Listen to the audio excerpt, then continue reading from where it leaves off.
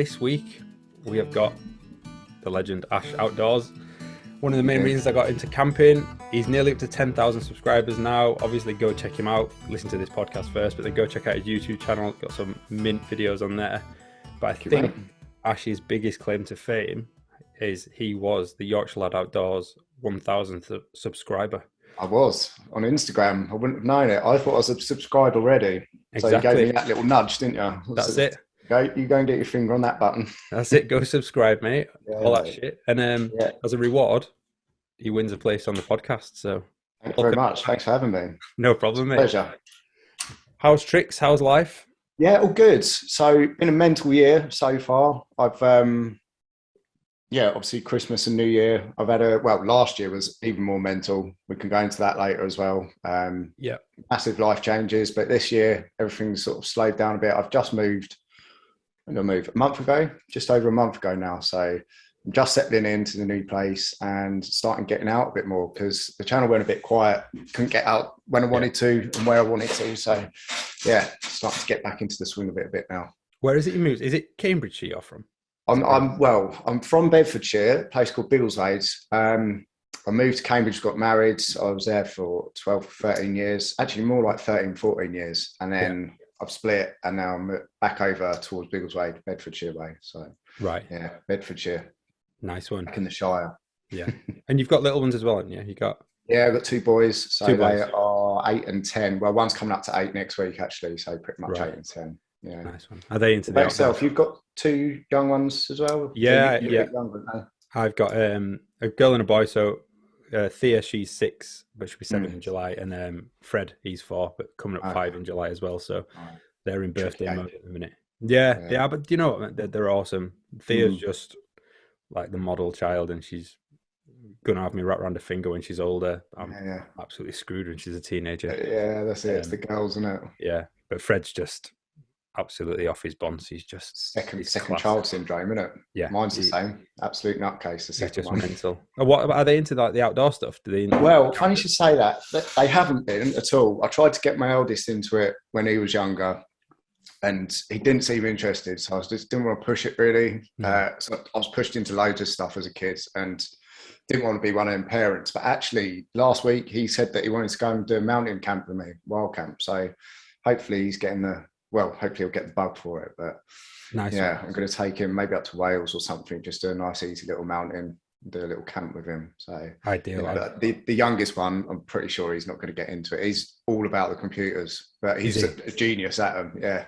Well, there you absolutely go. Genius at them. I'm like, what are you doing? I know. It's mad, isn't it? It's like a different language. Completely. Yeah. So as we know from setting this up tonight, that took me about an hour just to try and get a bloody Zoom meeting done. We're allowed to swear on here, by the way. Sorry. Mate, swear, do what you want. It's a fucking podcast. We can do what we want. That's the beauty of podcasting. But yeah, to Ash's point there, I think he's had a bit of a nightmare setting up, and he can tell us about that. But it's the same with me. For the first time, I'm actually recording on my professional camera. Same. One lead connects my camera to my laptop, and it's the same lead that charges my laptop. So at some point, the battery's going to run out on one of these. Well, I'm thinking if it's cameras or if it's all plugged into the mains through the computer, maybe it's self-charging. I'm not sure. I'll keep an eye on my battery level as well. So looks like I've got horns there, doesn't it? You can see the horns in the background. It does, yeah. Let's sit over this way a bit. Where have you got them from? Ash has got some. If you're listening on Spotify, not watching on YouTube, he's got some on the wall. There is a story behind those. It's pretty gruesome. You want me to go into it? Yeah, let's go for it. So I've got a mate who's he went and watched his son play football. Rather than going and watching him play football, we went on a walk, and he found this decomposing deer. It was literally decomposing, and I've been after some antlers for God knows how long, like a full set of antlers with the skull attached. Right. And he pinned a location for me. I went down this lane with an axe, like in broad daylight, and cut this decomposing skull off that deer. Make me sound like a bit of a psycho, don't it? But the funny thing about it is the smell to start with was horrific. And then I was walking back down the lane to go back to my van, and people walking past me, walking dogs, and I've got like a blood antler with a deer skull in one hand in a plastic bag and an axe in the other. Morning. So, That's the sort of person you got on your podcast today, mate. Amazing. Please tell me you went and watched your lad finish play football with the antlers in your hand. But oh no, so he was watching his lad a few days before, and he pinned the location and sent it to me. So yeah, no, he wasn't there. He wouldn't dare do it. He was like, I'm not touching that. Right. Well, there you go. They're nice antlers there. Yeah, wicked, aren't they? So yeah, I've got a couple of other deer skull over there that I found in the woods that were actually. You just find out. You chop his head off. Yeah, no, I didn't chop no heads off that time. Right. This deer was dead, by the way, for everyone who's listening. Good. Well, yeah. Definitely is now. Yeah. But yeah, bushcraft AF. That is. Yeah, that is a little bit, isn't it? Yeah, could use the antlers for something, but not that productive. Yeah, maybe so. So that's a nice little segue actually onto bushcraft AF, because the majority of your camps you do in the woods mainly, don't you? The odd one I've watched where you've been out in the mountains and the coast to coast, which I want to talk to you about and pick your brains, because that's something I want to do. And one of the reasons actually I want to do it is because from watching your video series on that, mate. So it was a very good series. But yeah, so woods or mountains? Discuss. Right, okay. I love them both. I've got to say probably the woodlands, because I started in the woodland. Main reason for the woods is I like to hide away from people. So woodland, obviously, very unlikely you're going to get anybody come and disturb you or move you on. Yeah. The resources in the woods, just amazing what you can do with a bit of wood and a knife and an axe. So, is it something you've always done, the woodland stuff? No, so I didn't get wild camping until 2010. I did a few wild camps with a couple of mates. Yeah. So I didn't actually do a solo until 2017, I think. And that's when I started going to the woodlands. But yeah, I started off my first wild camp solo in the woods. Yeah. Right. But I don't know. I love the mountains as well. It's just I like to vary it. I like just like the variation of doing different things. So. Were you scared the first time you did it? Yeah. It took me a while to camping in the woods. We're talking about it. Yeah, it took me. I'd say even to this day, sometimes you get an unease or a certain feeling in the woods. Yeah, I do personally, anyway. But it's got a lot less over the years. So yeah, but the first time, I didn't know what to do with myself. I got in there quite early, set up, and then I was like, now what do I do? So I wasn't filming back then either, so it was all a bit. Yeah, it's a bit of a funny one, isn't it? So much time on your hands. Yeah, I was saying this to Craig from East Anglian Bushcraft, because he came on the podcast about the woods and does he get scared in them? Because with the mountains, it's weird. I'm a bit scared of the dark and I don't like being on my own. But on the mountains, I don't know. It's just completely at peace. But in the woods, I've done 3 or 4 woodland camps now. Yeah, and it scares the shit out of me. Because you remember the film. Exactly, that was it. You know what, mate? I'd never heard, and I said this on that podcast as well, I'd never heard of vixen. Yeah, female fox, man. Yeah, it's horrific, isn't it? Yeah. That happened. Some say, didn't they? Yeah, that's a great word to describe it. So I literally was just laid in a hammock, just wrapped up. And it still scares me now, because you can just hear stuff, can't you? That's it. And then every little sound you hear, you're like thinking someone's walking around. I've had little mice, like little dormouse or something, like just running around on the leaves outside. It sounds like someone's walking. It's the tiniest little noise and the creature like that, but you can still, your mind. And there's always a risk that someone's going to be chopping a deer's head off. That'd be me, so I'm all right. Yeah. I know the score. Yeah. So woodlands is where it started, and then kind of the mountains is. Yeah, so the mountains I didn't really get into until I went to Cadair Idris in Wales and absolutely loved it. I had a shit time. Like the wind was horrific. I was getting hailed on, raining. No, it was my first time using the Z-Packs, Ultraplex. That's a great video, that. Oh, mate, it was absolutely horrendous. I was close to bailing at one point. Because I'm not surprised you weren't. Yeah, wind was blowing the rain. Because on the Z-Packs, it's got just a storm flap rather than a zip going down. Right. So wind was actually blowing rain into the tent at one point, where it changed direction and it was coming through. So yeah, I was quite close to bailing on that one. It's probably the closest I've been without actually bailing, because I've bailed a couple of times as well. So so that's the first, because that was a preparation for your coast to coast, wasn't it? Yeah, because I've done a lot of hiking around Cambridge, but the terrain and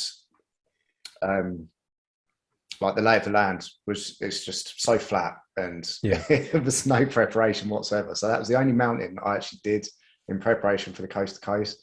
And obviously, if you watch the videos, you know I had the stupid Vibram 5 fingers on, and they battered my feet up in the Lake Districts. Obviously, you start in the lakes, didn't you? And it's probably the most brutal part of the whole trip. So I camp a lot in the Lake District. That's where I do my camping, and it's the terrain is pretty hectic, and the hills that are on the coast to coast they're not small neither. No, that's it. I mean, I it's saw beautiful. You did the haystacks, didn't you? You camped there. Yeah. So I camped down in the valley, the other side of the haystacks, but I wanted to camp up there. But because that was the high route that took up there. Yeah. So Buttermere side, isn't it?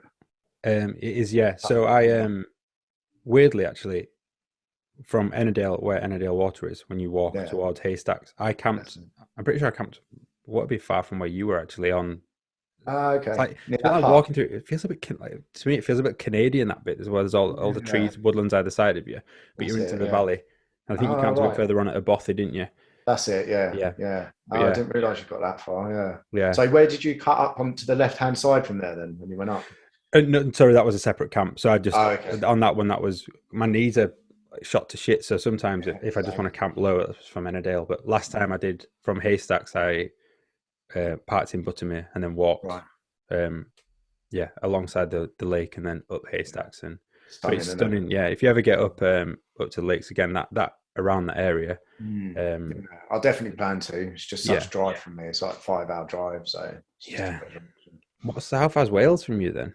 Wales it depends where you go. Obviously, some parts of the national park you can get to in 3.5 hours, but if you go the other side, like the Rhinog sort of direction towards the coast, it's more like 4.5. So right.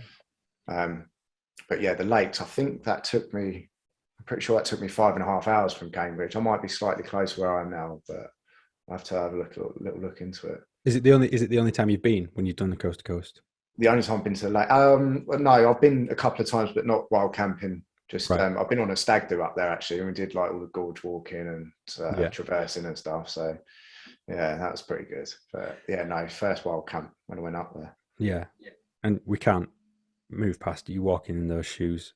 Oh yeah, that's what was the reason behind that? Had you read Born to Run? So I'm all into natural this and that, and I think that they're great. They have a purpose, but so obviously, if you don't know what Vibram 5 fingers are, they're basically gloves for your feet, and just a minimum. They've got like 3 or 4 mil of rubber on the soles, and they're just going to give you a barefoot experience. So I did a lot of walking in them prior to the coast to coast. So I thought I'm going to be all right. My feet were strong. I've walked in them for years. You know what I mean? And I thought I'd be all right. But the ups and the downs and the rocks played havoc on them, and they just swelled up. And it came to, I think, day 4 or 5, I couldn't get them on because my feet were so swollen. Really? Yeah, I had to have a day barefoot, and then I had to go and get some shoes from some actual walking boots from Cotswolds outdoors. I bet they felt like slippers, didn't they, when you put them on? Oh, mate, it was such a nice feeling to get them on. And funny enough, within a day of walking, because I had a day's break after that, and then the next day, for some reason, the swelling just completely went until the end of the walk. But then when I stopped the walk, they ballooned up again. I was a bit worried, actually. People were saying some sort of heart condition you can get where your feet swell. I can't remember what it is now. But people were mentioning that on Instagram. I was like, don't fucking say that. You know what I mean? Yeah. People tell you got a heart condition. It's not. It's just 200 miles in 10 days. Yeah, might have something to do with it. Yeah, probably something to do with it. Walking boots. I was going to buy some of those Vibram 5 fingers thing. The fact is that my feet actually look like I've got fingers on my toes, so they probably won't fit me. But, I read a book. Well, I listened to a book. I listened to a lot of audio books called Born to Run. Have you heard about it? Read that. That's what Is that what got you into it? Yeah. Love that book. Yeah, it does make a lot of sense because my shins, knees, everything about my legs is fucked basically. Yeah. My foot health is like my arches have dropped and everything. It's all because, and it's right. I think when you listen to that book, if you've not listened to it, it's called Born to Run. It's all about a tribe in, I think, is it Mexico or? It's a long time ago. Tartar. I can't remember the name of it. Kumar or something. Yeah. But it's all about kind of what they're just amazing at running, and basically they have bit of rubber stuck to the foot that they've just kind of sellotaped on. They don't have the kind of the running training technology that we've got, and they seem to be pretty shit at running. So see, that's the key word, running. I wasn't running. So the mechanics of running and walking are completely different. So that's probably that's true. I've never read a book called Born to Walk. So no. You don't toe strike when you're walking, do you? So that's lesson learned. Yeah, that's it. Yeah, it's designed to take the impact, isn't it? Your calf is like your arch of your foot is like a spring, isn't it? Yeah. So your toe impacts, whereas if you're hitting the ground with your heel whilst running, then you're going to get all sorts of knee problems. So that's my issue. I'm a heel striker. Walking, going uphill, I'm absolutely fine, but same down a mountain. I've got one bad knee from years ago, but that always plays up going down hills. Yeah, always. Yeah, it's nasty. Yeah. So coast to coast. I've actually just done myself a little podcast about the coast to coast. So, why I did it? Funny enough, I heard you were talking to Craig and Chris, is it MCM? Yeah. About Hayes. Great lad. Everyone talks about Hayes, don't they? Seems to be the top guy. So the OG. It was his coast to coast that I started watching. And then, do you know Nobby, Step Away from the Screens? Yes. Yeah. So he's funny. What a bloke. Yeah. He's quality, isn't he? He's just done. No, I've chatted quite a bit on Instagram, but never met him as yet. I'm sure we'll do at some point because he lives on the Isle of Wight, doesn't he? So I wouldn't mind doing a little hike around the Isle of Wight. Maybe have a meet up in a camp with him down there. But so he did the coast to coast as well. So watching those two videos just gave me the buzz to go out and do it. And I love walking anyway. I could walk for hours and hours. Yeah. Like I did on that. So, and just the scenery of it, it's like you can't really get much better than the coast to coast, can you? You've got the lakes. Yorkshire Dales and then Yorkshire Moors. Yeah. It's pretty special. So is it, I mean, I'm asking this for kind of confidence to do it myself. Is it an absolute fucker? No, if you plan it properly and have the right stuff, it can be amazing. I mean, I wanted to do it in 9 days, which is like the sort of quicker end. You can take 2 weeks doing it if you wanted to. And you could even use it as a massive pub crawl, really. Right. The people that I was talking to on the way, they were stopping and booking up bed and breakfast at each stop point. So dividing it down into sections. And it's doable that way. But I wanted to wild camp as much as I could, really. I ended up, I did one night in somebody's garden. And so I think I got to Reef a day early. And I didn't have anywhere planned because I didn't know if there was a campsite there, and I was in the town, so I couldn't be asked to find something to wild camp. And I was just sat at the pub and had a drink, and these guys were like, "Oh, just like man and a woman, and then another couple," and they were like, "Oh, just come and stay at ours. Other people have done it." I'm like, "Really?" And they had like pasta and chicken cooking and stuff, and they're like, "Do you want some dinner?" I was like, "Yeah, for a result." So class. Beats the dehydrated stuff. So that was the Friday or the Saturday, and then. So I'd only booked the one room in the Black Bull in Reef. So that was the only place I actually stayed. Well, I'd planned to stay. And then the others, I did stay at another campsite in Kirkby Stephen. Yeah. And then the rest of it, they were wild camps. So, yeah. Did you plan it much, or was it just kind of watch Hayes? That's my motto from that. I just winged it. Yeah. And it literally did. I tried to I had a rough idea of where I wanted to camp. Like that Grisdale Tarn, I'd mark that as a place to camp. Beautiful there, isn't it? Yeah, it's lovely there. We camped there. Me and my mate camped there a couple of weeks ago. That's bullshit. About a month ago now. Oh, did you? I think I might have seen that actually. Yeah. It was windy though. Really windy. Yeah. Did you put some photos on Insta for that? Yeah.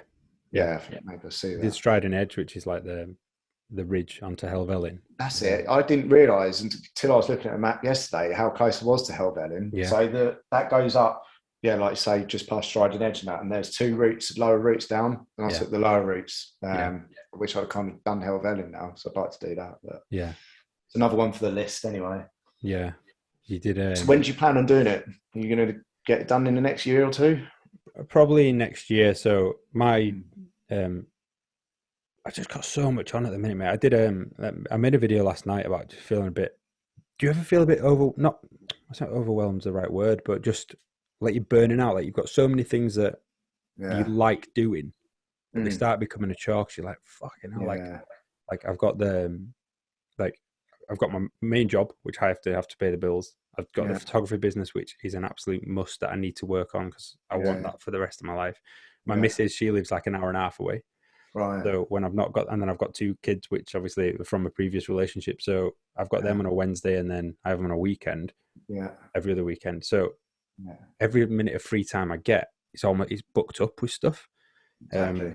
And then the reason I got into camping and wild camping was because it was for me. It was an escape. It was something to do. Yeah. And I find myself now like not having the time to get out.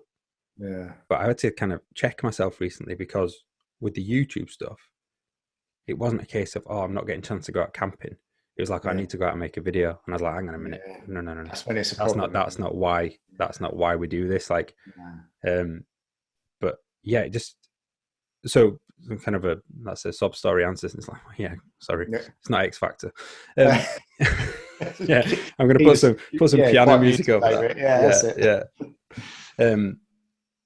I'll probably do it next year. There's too much to do this year, I think, to kind of fit that in. And I'd love to do it with, obviously, I'd love to make a video from it because it's something that I want to look back on it. But I'd like to do it with, I'll do it on my own, or I could do it with my missus. So just, it's a planning really, and taking 10 days off work and everything else that goes with it. But it's something I absolutely would love to do. Worth doing. Absolutely worth doing. It's amazing. So if you do find the time, I've considered like a bit American this, but like section hiking it. Yeah, because I'm only 2.5 hours from the lakes and an hour and a half from the Dales. Right. And like my missus lives in North Yorkshire, so we could end up doing, could do a couple of days in camp and then do it that way. But I think you get the full experience by doing it end to end. Go for the whole thing if you can. If you can manage to plan it out and get the time off work and whatnot. So we were in Robin Hood's Bay a couple of weeks ago. Okay. And there was a coast to coast finisher there. That's it. Yeah, by the plaque down at the end. Yeah. It's lovely. I must feel what a feeling. Yeah, it is amazing. It's like when I saw the ocean at the end, I was like, got a bit overwhelmed. I was like, I'm planning what I'm going to say in the speech and stuff at the end. And then it got to the end and I was just gone blank. It was just like, thanks for watching, guys. Catch you later.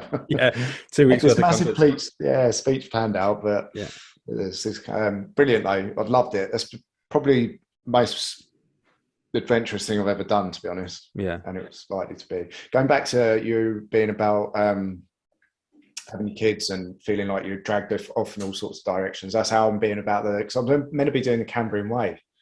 And it coincided with the move date of my house. And I'd arranged childcare because I have my kids every other weekend and every Wednesday as well, same as you. So it is hard, right? I know exactly what you mean. Yeah. It's just, that's that feeling of being pulled from pillar to post, but I said this last night when I was doing the video. Like, it's not a case. It does sound like moaning, but it's more that it's not feeling like I've got so many things I need to do. It's I've got so many things I want to do. Yeah, and then something I've struggled with in my head for so long is conflicting priorities.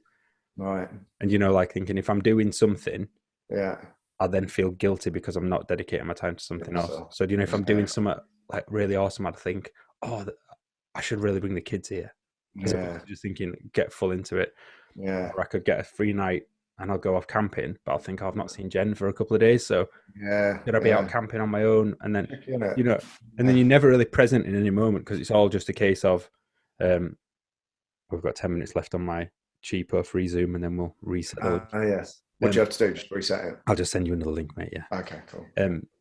But so I'm never really present in what I'm doing in case of, because I'm worrying about should I be doing something else, and I just need to snap out of that. But we're going on holiday at the end of June, and I just need to switch off from everything for a week and just kind of reset and reprioritize. Anywhere nice or? We're going to Malta. Yeah. Oh yeah, lovely. Yeah. Which it will be nice, but been checking the weather. It's 36 degrees at the minute, and I am not designed for the sun. I hate it. I'll set on fire. Honestly, crisping up. Mate, I am just a disgrace. I burn in about 5 minutes as soon as the sun's out. So I'm actually not too bad these days. I used to as a kid. So I think my tattoo's sort of a sunscreen now, so yeah, don't seem to burn as much as I used to. Yeah, maybe it's just getting old. Yeah, old wrinkly skin. Maybe it is. Yeah. So so we're doing that for a week, and we just like a bit like a city break / chill out / whatever we want it to be really for a week. But that's what it needs to be. Nice one. Yeah. Which is what we talked. I think before we started recording, we kind of you're self-employed, aren't you? Yes. Yeah. Yeah. Is one of the things I've got going at the minute is building my business to be in a position in kind of a couple of years, really. I think to kind of get the balls to have a go at it and go full time. Is that the photography? Yeah. Photography. Yeah, it's a photography business. So it's photography was something I got into like 3 or 4 years ago, really, just taking pictures of kids and capturing memories and doing a bit of landscape photography. Yeah, and it's one of the things. It's like anything, isn't it, when you find a passion for it. Yeah. But it's kind of making that. I'd love to make that my career, but I don't want it to feel like a job. So me and my mate, he's a teacher, and we've done a few weddings and stuff, and we're figuring out a business model that makes us feel like we don't have to take pictures to pay the bills. You know what I mean? That fine line, is it? That balance of between when it becomes a chore and doing something you absolutely love. So exactly. I think like I don't make a living off YouTube, but that has become a chore sometimes when I'm not feeling it. Like we were saying earlier. Yeah. About if you're not feeling a video, you seem like you're going out for the sake of making a video. Yeah. I'll stop doing now. Like I went out with Nelson dog the other week, last Friday. Yeah. I filmed and I was just like, what am I making a film for here? I'm just going out in the woods to cook a steak. You know what I mean? Some people like it though. That's the thing. But I want to try and concentrate the channel on just camping now. I think this is what people are interested in. They're interested in me going on my paddleboard and swimming and cooking something. Do you know what I mean? Don't get me wrong. Some people do like it, but I think the majority, the better views and stuff, which obviously you want to go for really, is it's the camping ones. So but I've got this other channel now as well, so I could do some gear reviews and stuff on that, which I'll think about. But how are you finding the podcasting stuff? Ash has got a podcast out. It's called Camping Crazy. Without a G. Crazy, yeah. I've had about 3 downloads, I should think. Yeah, that's more than me, mate. I've done 5 podcasts so far. No, I'm loving it. To be honest, it's I like doing things that are a bit of a challenge, and I didn't know anything about podcasting. And so doing something like this, somebody I don't know coming and chatting to, it puts you out of comfort zone. I like to be put out of my comfort zone now and again. So it's good. I haven't had any guests on. I've just done the first episode was the Lanshan and the comparison of the Lanshan and the Z-Packs tents. And then literally yesterday I recorded one about the coast to coast, just a few hints and pointers. So I'll get that edited. I might put that out this week at some point. And then, I've got a few guests lined up. So obviously you'll return the favour, I hope, at some point. Absolutely. Yeah. I've got Craig lined up as well. I've got Claire lined up. What a boy he is. Oh, he's a legend, isn't he? Yeah. I didn't start watching him until I was chatting to him on Instagram. I didn't even know he had a channel. And we're quite friendly on there now. So I have to get camping with him at some point. But I've got a few other guests in the pipeline as well. A couple of guys I know on Instagram.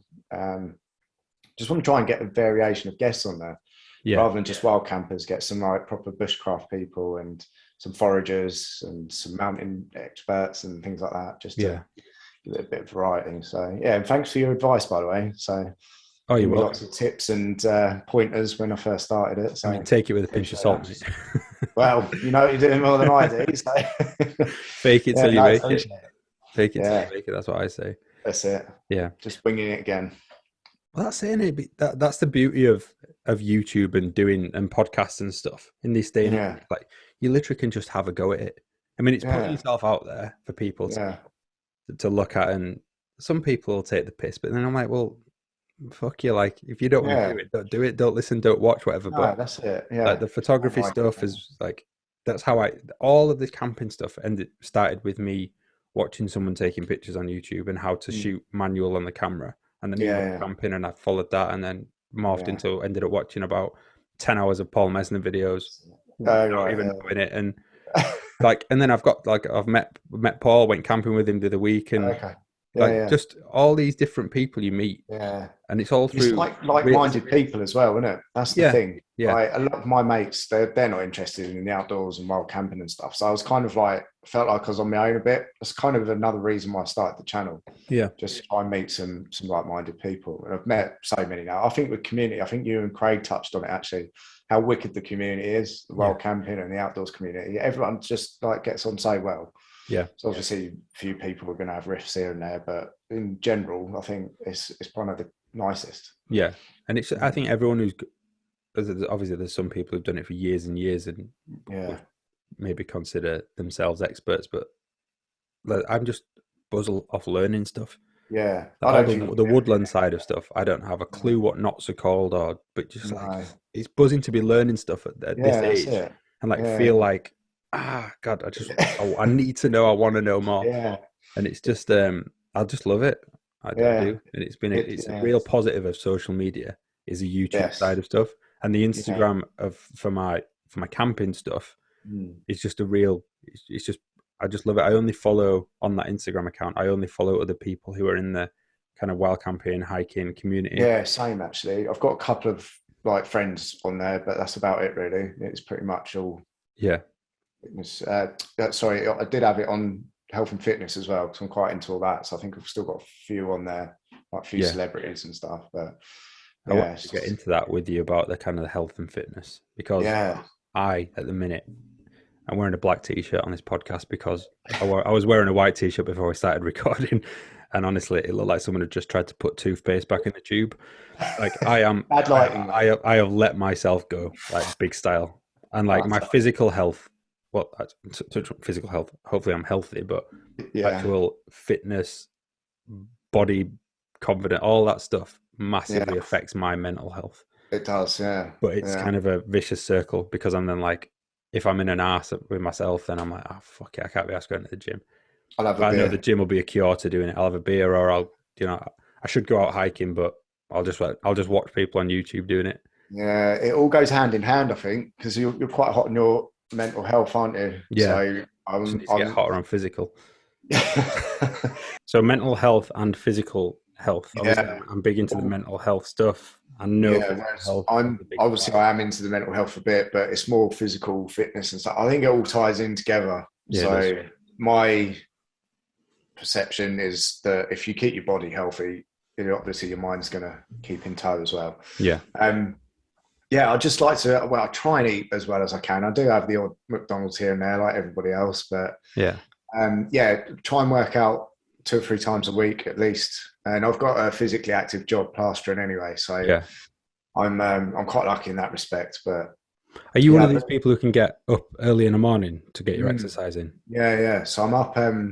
If I'm at home, I'll be up, and I haven't got the kids. Obviously, I'll get up at 10 to 5 to be in the gym for sort of like half 5 time to try and get an hour in before work. So by the time I've had a shower, I've gone and got some materials and stuff, it's like 7:30, 8 o'clock, which is usually I start. Yeah. If I'm one of those people, if I leave it till after work, I just won't bother. I'll just be like, no, too tired. Yeah. can't be asked with that. So it's weird, isn't it? Because I'm completely the opposite. Really? My brain switches on about 2:30, 3 o'clock in the afternoon. And like now, doing this stuff, like on an evening, I can edit this tonight, and I'm in a creative mindset. Right. Whereas on a morning, I'm just not used to anyone. And I've tried going to the gym because I've thought, get it out of the way nice and early. Yeah. But I'm not really one for doing a lot of cardio. If I go to the gym, I'll do weights and everything else. But I've just got no strength on a morning. No. Like literally, I couldn't knock the skin off a rice pudding. I do find that actually. I think it's quite well known that you develop your strength as you get on through the day. So you're probably at your weakest first thing in the morning. But I prefer it's quieter as well. Yeah. I go to the gym, the same gym I go to is a pure gym, like they're one of the 24-hour ones. So like all the time. If you go like in between 5 and 7 in the morning, it's dead. But if you go any time after like 8 o'clock, all the way through till 10 o'clock at night, it's packed. And you're just waiting around for the machines and stuff. So it just works out best for me. And I've done it for years now, so it's just a bit of the routine. Does it affect you? Does it affect your head if you don't manage to get exercise in, or are you just consistently going to? Yeah, I'd make sure I consistently go. This is what I was talking about earlier off camera. So when I start to drink too much, which has crept back in, I don't drink like every day, but I've drunk every weekend for the last 3 weeks now, and that affects my mental health. Yeah. So as much as I love going and having a beer in the woods on a camp and stuff, I'm not promoting that. I'm not trying to promote that. Do you know what I mean? Because it can really screw people up. And I notice a dramatic change in my mood and my general well-being once I've had 3 weekends on the booze. Because I had because that was a long weekend, wasn't it? The Jubilee. Yeah. I had Thursday, Friday, Saturday, all on the beer. And I think I had some whiskey as well. Probably nearly polished off a bottle of whiskey over the long weekend. Right. Not a big one, just one of the little ones, one of the things over there. But I felt like death for about the next week. All of last week, actually. Yeah, because it was going into last week. So. It's shit, isn't it? I can't. I mean, I don't get me wrong, I like having a beer every now and then, but I've had a beer tonight, but I just can't. I can't deal with hangovers. I get ultimate beer depression and like beer fear afterwards. Yeah. So like on a Monday, I hate my job, hate my life, hate everything if I've had a drink on a Saturday night. Do you know what I mean? And it's just that, it's just awful. And again, it's a cycle as well, because that downness you get, you think you're going to compensate it by having another drink, and it just repeats itself over and over. Yeah. So it can be a slippery slope. But I notice now when I'm starting to get into that mindset where I'm thinking, everything's shit. So I just had to cut it on the head. Hence the cup of teas tonight. So. I've got one now. I'll join you. Cheers. hope it's Yorkshire tea, mate. It is Yorkshire tea, mate. I only drink Yorkshire tea. Love it. Yeah. There shouldn't be allowed to sell other tea bags. Oh, well, do they? Yeah. Do they even sell other tea bags? Good answer. Yeah. So I'm knocking it on the head for a few weeks now, and I will say I'll try and just do it on my camps. Like if I'm having a social one with a few mates, but it creeps in when I had one on a Friday or a Saturday night. I think, I didn't feel too bad. I'll have a few more, and then before you know it, it's 3 weekends in a row again, and feeling like shit. So I've been like this for years though, on and off it. So I do feel better, drastically better when I'm not drinking. I have considered so many times just thinking, could I just give it up full stop? But I don't think I miss it. It's just it's the social side of it, I think, with beers. Yeah. I know I've had a beer tonight, and I probably, if I wasn't doing a podcast, I wouldn't be sat having a beer. Do you know what I mean? No. It almost kind of goes hand in hand with camping and outdoors for me. Is having a beer, but it is that I've never been off the beer long enough to notice if there's a massive change in my mental health. No, I have drastically. Massive difference. Actually, when I finished the coast to coast, because I was drinking on the coast to coast, I stopped at a few places, and then I met my mate TJ afterwards for a camp, and we had a heavy night that night. Yeah. And then after that, I gave up for about 4 or 5 months, and I felt amazing for it. Yeah. It was really good. And to give up over summer as well for me is pretty. Yeah, some going that. Yeah. I've done dry January. Yeah. I don't know. I just don't continue it. No. It's not like on the 1st of February, I'm absolutely craving a beer. And it does, you say about being out of shape and stuff, it puts weight on me massively. Just goes straight to my gut. Yeah. Always. So, yeah. Well, same. Yeah.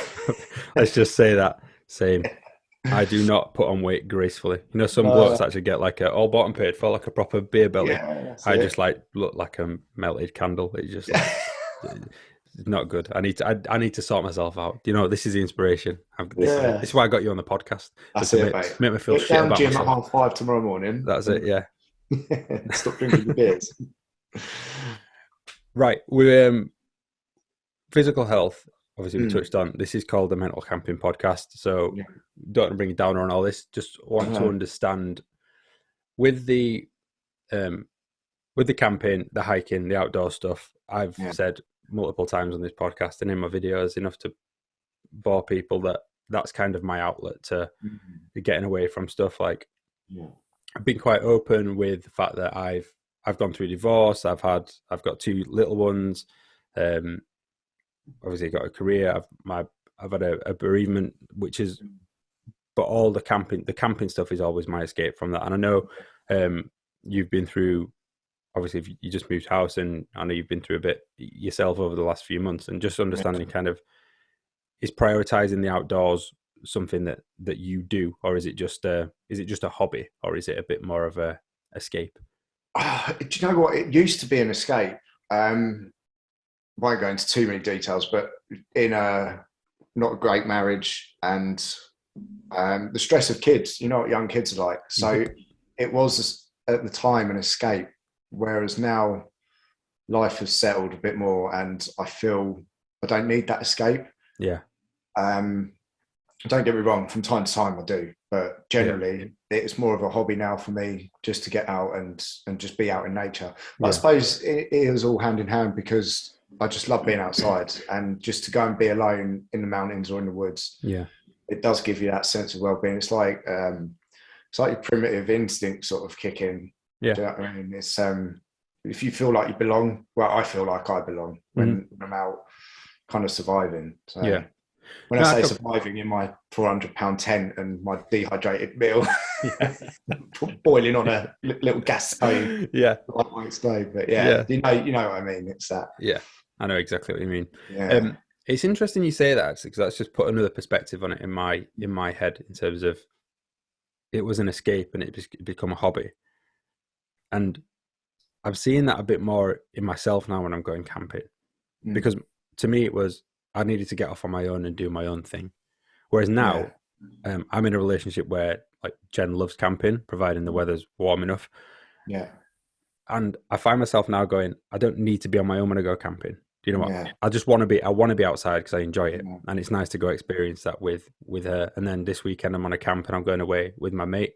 And I don't feel that need for complete escapism. So maybe it's healing you. Maybe so, yeah. So to speak. But I think you're right. What you said is quite poignant. In it's only escapism when you're trying to escape something. Yeah, exactly. And like at the minute, my head's a bit all over the shop at the minute, but not in a depressed way, but more in a kind of just, I need to file certain things in my head of what prioritize stuff.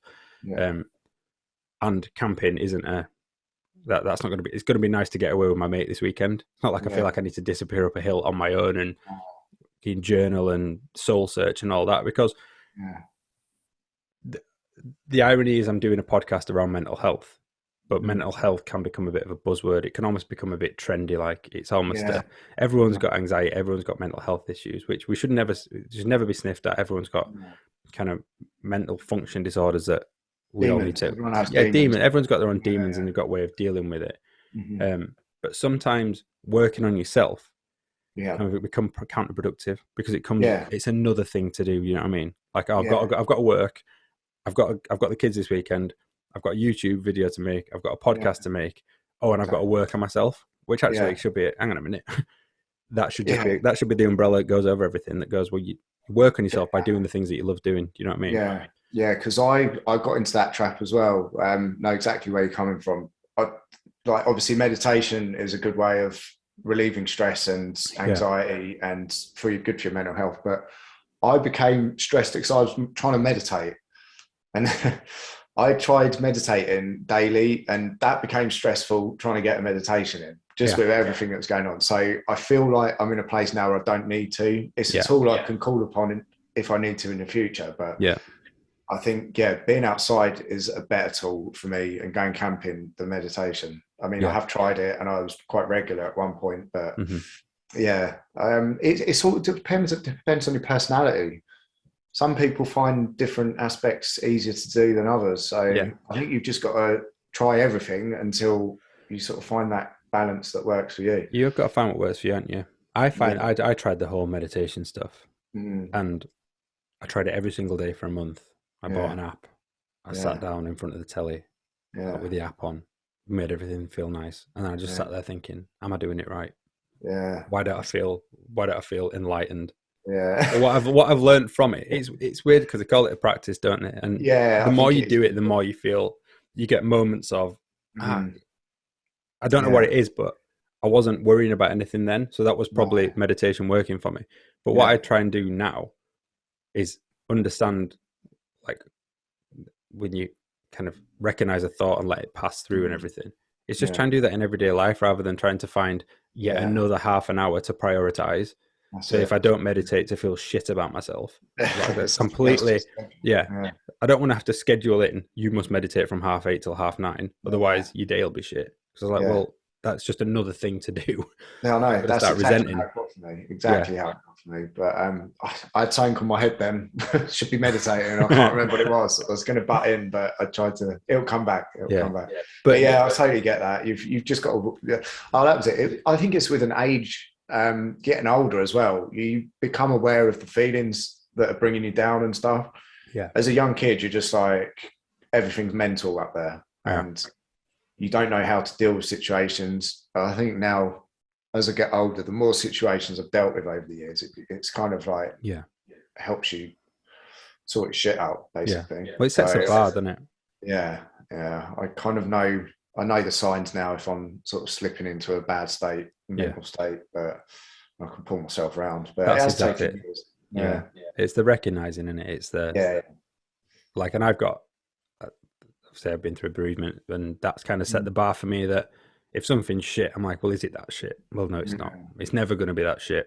And you kind of got through that bit. So like, don't worry about it. Things will get better. No point worrying about the future. No. And maybe doing the outdoor stuff has been a bit of a, I think you said earlier on, sometimes all you feel a bit primal, and all your focus is on doing, unless you're making a YouTube video, is surviving the night. Which effectively that's what it boils down to. I know we've got like tents and thermarest mats and sleeping bags that we're not actually up against the elements. But we, like, a few weeks ago, I went to France in May with the lads, and we did like kayaking in a gorge and stuff, which was awesome. And then we went to a town called Colmien in the Alps, French Alps, which is a ski resort, and we did a thing called it's called Via Ferrata, and effectively there's cables on the mountainsides and like on the cliffs, and they've put like iron. I'll send you a link to it, but they've put like iron girders. Yeah, I think almost steps. I've seen similar photos of something like that. But it's the closest I think I'd ever feel to having real exposure in rock climbing, because you literally there's like 1,000 foot of exposure below you. It's not like go up. You're on the mountain. I was going to say, is it like that where you clip onto each rig as you go? Exactly. Yeah. But on that, like, and then you do like a bridge, and it's absolutely unbelievable. Go wait for big boys. So again, go wait for big boys. Exactly. Yeah. But I remember saying after that, when it finished, just saying to my mate, that's the most alive I've ever felt. And it was because, and I thought, because when I was holding on, like, and climbing up and literally thinking, I need to get to the next thing to clip myself on, because if I don't, if I fall, I'll die. Yeah. I didn't think about, and I didn't even think about my kids. I didn't think about, do you know what I mean? I was literally thought about 100% being in the moment and doing it. And I'm like, that's kind of why I love doing the outdoor stuff, because you're just present. You just like, there's literally nothing else to do but do the thing. No distractions. And I don't know what, that's obviously the ultimate thing, is that you try and apply that to everyday life, don't you? Like when you're washing up, you should feel like, oh, this is fucking the best thing I'll ever do because I'm alive. But I'm like, I'm never going to feel like that about washing up. But finding those moments when I'm doing something to be completely present and involved in it is something I'm always striving to do. Yeah, there's too many distractions as well. That's the problem these days. It's just everything at the touch of your hand, your phone, your laptop. You know what I mean? It's just constant, and notifications. And it's very hard to. You need to physically put yourself in the position of turning everything off if you want to be present and getting out. Because even at your house, you're still pottering around with things that are a distraction. Yeah, like, you are. And I suppose when I was speaking to Chris, MCM Outdoors, he said it as well, that he's found himself in his last couple of camps feeling shit because he didn't have a signal. Yeah. And you're like, again, I quite like it when I don't get signal. Yeah. It gives me that reason to not actually do anything. Yeah. That's awesome. But I was saying to him as well on that my first thought when I don't have signal in the mountains should be, shit, what happens if something happens here? Yeah, that's true. But not, I can't fucking upload this sunset to Instagram. Can't watch YouTube, Yeah. I'm a bit guilty of now, actually. I never used to do it. I have started downloading films as well onto my phone from Netflix. So even if you haven't got signal, you've still got it downloaded on your phone. Still got something to do. It's a bit sad, really, but in the long winter nights, it does pass the night away, to be honest. But this time of year, it's not. It don't really get properly dark, does it? Even if you've got a clear night and a big moon. Yeah. Like 11 o'clock and it's just about getting dark. So yeah. Not so wet in bed by then. What's next on YouTube? Is YouTube something? I've just asked you a question. I'm just going to veto that question because I'm going to ask you another one that's just popped into my head. Is YouTube something you want to pursue for? Is it a hobby that's turned into this could be a business, or is it something that will always be a side hustle? Yeah, no, I just love doing it. I love filming the adventures just because I've got a memory of what I've done. Like the coast to coast, I don't usually watch my own videos, but I've been watched just when I moved in actually a few weeks ago. I just sat and watched coast to coast. It's just like brings back all those memories and those feelings you had of it. Yeah. So yeah, no, that's the main reason I've done it. I think probably everyone says for their kids to see. Like my kids aren't that interested. My eldest is embarrassed. Like it's like doesn't tell all of his mates that I do YouTube and stuff. Good. So. That's the dream. That's what I want to get to. At the moment, I mean, it might change. Like, don't know. I want to be able to say, "Go make your bed," or I'm going to tell all your mates that I talk to a camera to strangers on the internet on my own on a mountain. So go. I do find myself sitting in the woods sometimes, thinking, "What am I doing?" Yeah, what if someone just sitting there talking to the camera? Yeah. But yeah, no, there's no way I'd make a living out of it. Just the channel's not big enough and don't get enough views for it to be worth doing as a job. But I'd say I'd love to do it as a job. But then when I've got to do it, then we go back to what we were saying about earlier, actually going out for the sake of making a video rather than going out to enjoy something. Because I enjoy just going out and having a camp. Sometimes I don't take the camera. Yeah. I just take a few photos for Instagram or whatever. But yeah, it's nice just to be out really. Yeah. And I don't think I would enjoy it as a job unless I was getting paid millions for it, which ain't happening on YouTube. No. So no, that's 12 million subscribers. Yeah, well, I don't know how much it makes. Mate, some of the shit my kids watch on YouTube. Like, my little lad's into like Spider-Man, Batman, all the Avenger stuff, and he literally watches other kids playing with Spider-Mans, and they get like 12 million views. It's mental, isn't it? Yeah. Absolutely. And like the parents are there in this massive mansion. I'm like, you're in mansions because your kids are opening Spider-Mans that they're being sent. Crazy, isn't it? Even the gaming ones, like my eldest, well, they both watch it actually, like the gaming ones. Within an hour of them being uploaded, they've got like 500,000 views. They must absolutely rake it in.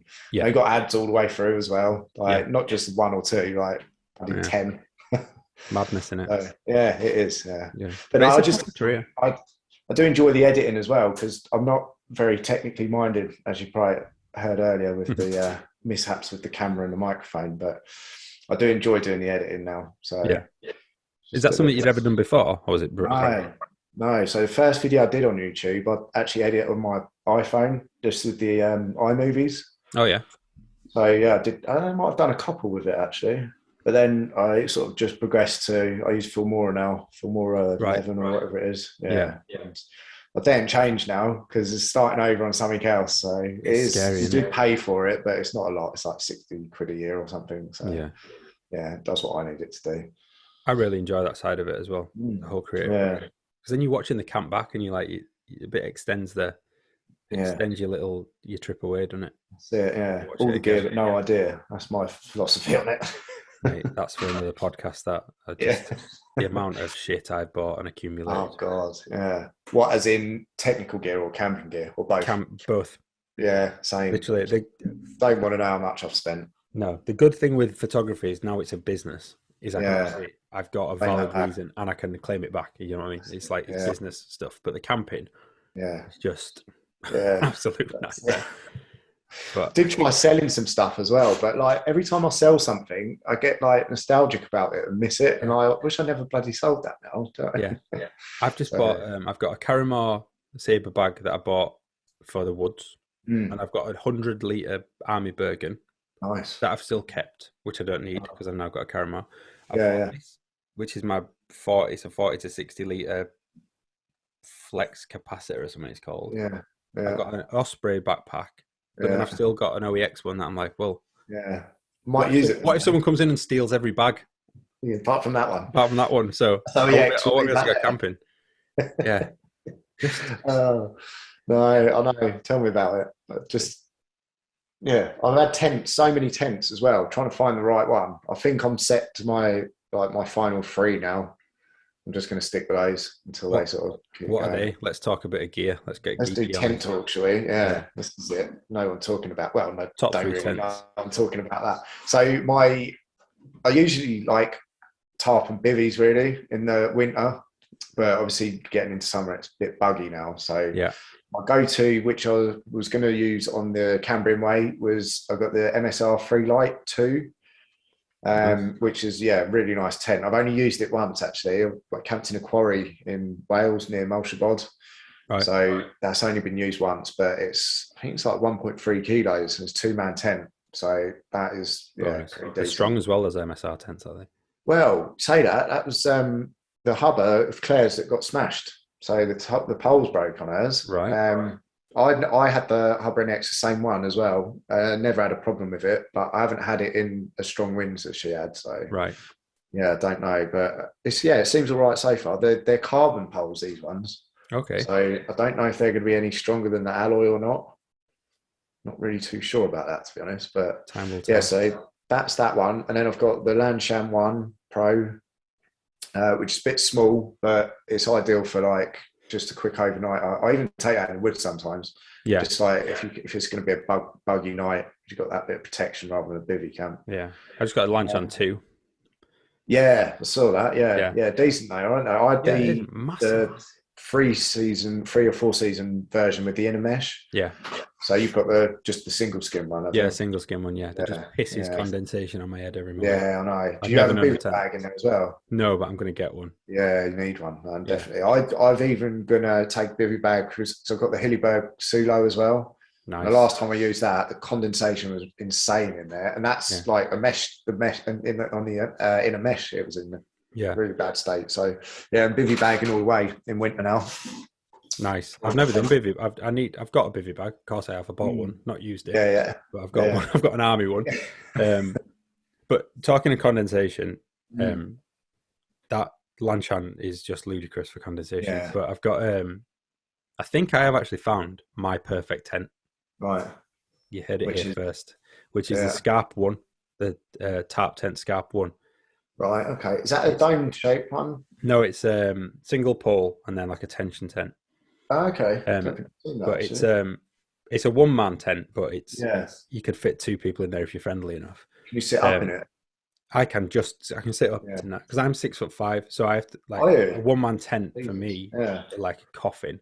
But the Scarp's class, and it's also got you can move the vestibules in and out. You can open up the vents at the back. I've not had a single bit of condensation with it. It's a really good tent.